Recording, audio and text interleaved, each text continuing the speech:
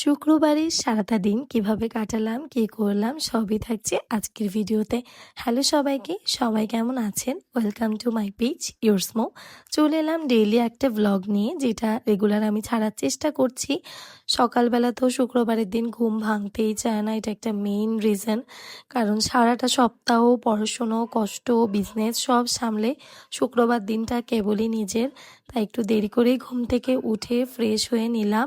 আর এবার একবারে শাওয়ার নিয়ে আমি রেডি হয়ে চলে এলাম। শুক্রবার মানেই আমি আমার ঠাম্মার কাছে যাব, ঠাম্মার সাথে লাঞ্চ করব, অনেক অনেক আনন্দ।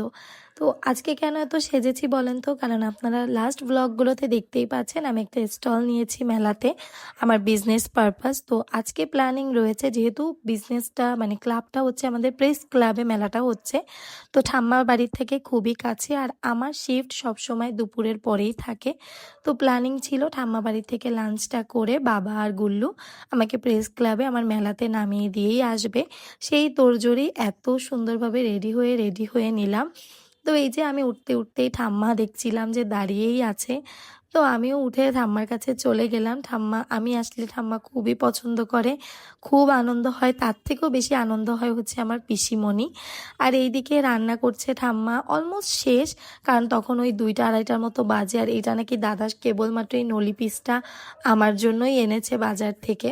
আপনারা কিভাবে খাসির মাংস রান্না করেন? আমার বাবার নাকি খাসির মাংস প্রেসার কুকারে দিয়ে সেদ্ধ করে নিলে একদমই ভালো লাগে না। তাই কিন্তু আমার ঠাম্মার সময় হলেও কিন্তু কষিয়েই আমার ঠাম্মা খাসির মাংসের এই ঝোলটা রান্না করে। আমার মা অবশ্য আবার প্রেসার কুকারে দিয়েই করে। আর এরপরে ঠাম্মা আমাকে জোর করে আগের দিনে রান্না করা একটু পনির খাইয়ে দিচ্ছিল। এরপর তো আমরা লাঞ্চ করতে বসে যাই, আর সেই পিসটাই আমার পাতে।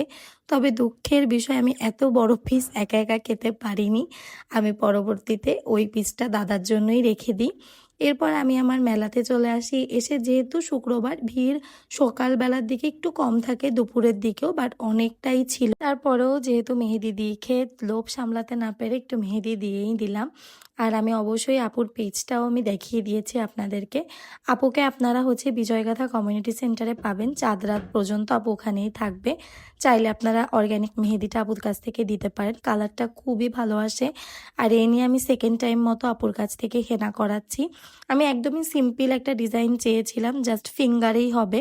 যেহেতু ঈদের সময় এই হেনাটা থাকবেও না, আমার আবার করাতে হবে, সেই জন্য আমি একদম সিম্পলের মধ্যে চাচ্ছিলাম। তবে আপু আমাকে এই পদ্মটা এক্সট্রা করে দিয়েছে পেমেন্ট ছাড়াই। আর ফুল এই ফিঙ্গারের পেমেন্টটা আমার কাছ থেকে 130 টাকা পড়েছিল, কিন্তু ওই পদ্মটা আপু আমাকে এক্সট্রিমলি ফ্রি করে দিয়েছেন। এরপর তো মেলায় আস্তে আস্তে প্রচুর ভিড় হতে থাকে, জমজমাট হয়ে গিয়েছিল একদম শুক্রবার দিন। আমার ফ্যামিলির লোক পর্যন্ত আমার স্টল পর্যন্ত আসতে পারিনি, এতটাই ভিড় ছিল। মেলা থেকে আমি কুনাফা চকলেটটা কিনে নিয়ে এসেই আজকের দিনটা এন্ড করে দিল। যেহেতু শুক্রবারে যে কোনো মেলাতেই ভীষণ ভিড় হয়, আমাদেরও তাই আজকে ভীষণ কষ্ট হয়ে গেছে। আজকে ভিডিওটা থাকছে এই পর্যন্তই, দেখা হবে সকলের সাথে নতুন কোনো ব্লগ ভিডিওতে। Bye bye.